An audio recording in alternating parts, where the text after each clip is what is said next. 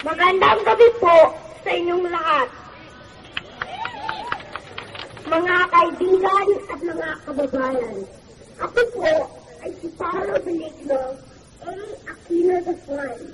Ang tawag sa akin ay Damdam. 7 years old po ako during sa Batasang Pambansa election at kasali po ako sa kampanya laban sa mga kandidato ng PDL at ng Marcos. Ngayon po, ako ay 8 years old na. At hanggang ngayon, lagi ko pa rin ako sa inyong harapan. Ang sabi ko po sa tatay ko, hanggang kailan ba ako magtatalumpati? Hanggang kailan ba ako magpupuyat at hihipot sa iba't ibang mga rally? Hanggang kailan ba ang pagmamarsya at paglalali natin? Hanggang kailan ba ang laban natin para sa katarungan? Hanggang kailan ba ang diktadura ni Mr. Marcos?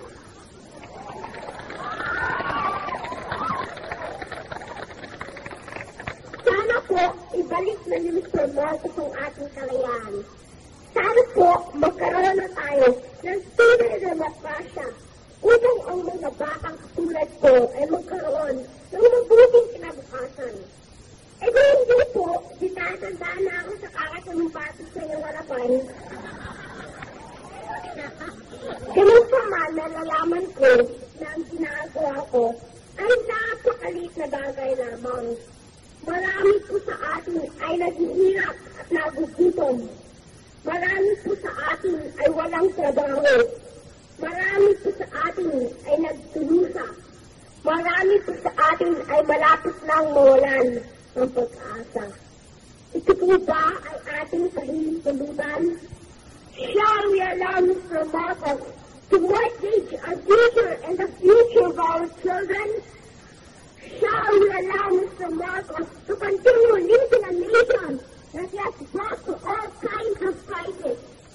Political crisis, economic crisis, and worst of all, a crisis in credibility.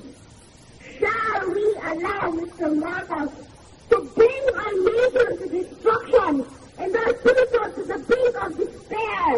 The answer to all these is a resounding no, no to Mr. Marcos.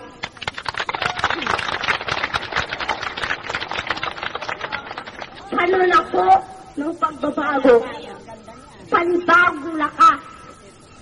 Paano na po upang tayong lahat ay magkaisa?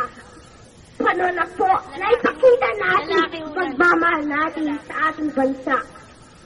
Paano na po na patunayan natin na hindi nagkamali si Tito Ninoy nang sinabi niya, the Filipinos are worth dying for.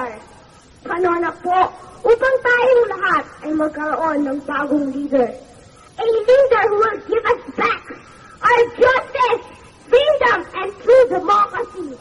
A leader who will restore trust and credibility in government.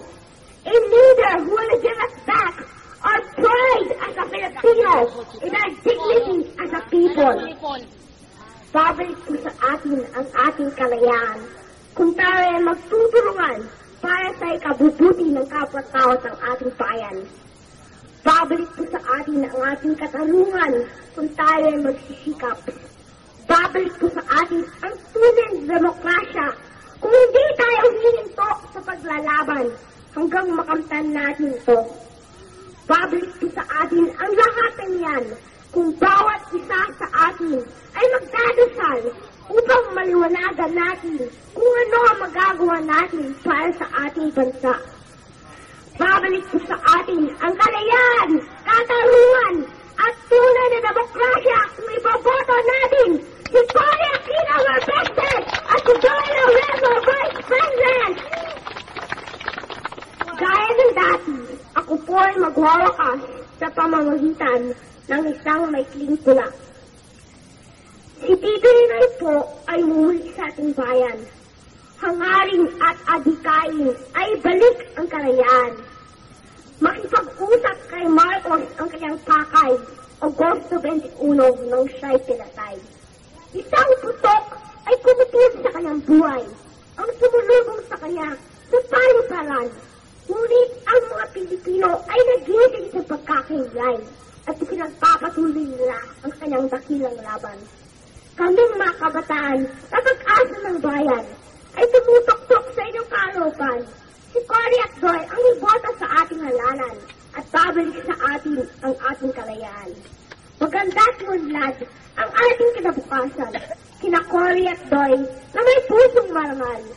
Huwag kaligtaan sa ating halalan, si Cory at Doy ating inhalal.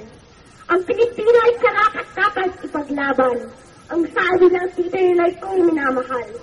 Pairalin ang kalayaan at katarungan, ipagpatuloy natin ang kanyang laban! Laban! Laban! Itry natin ang laban ni Tita Ninoy! Iboto natin si Cory Aquino for President at si Doy Laurel for Vice President!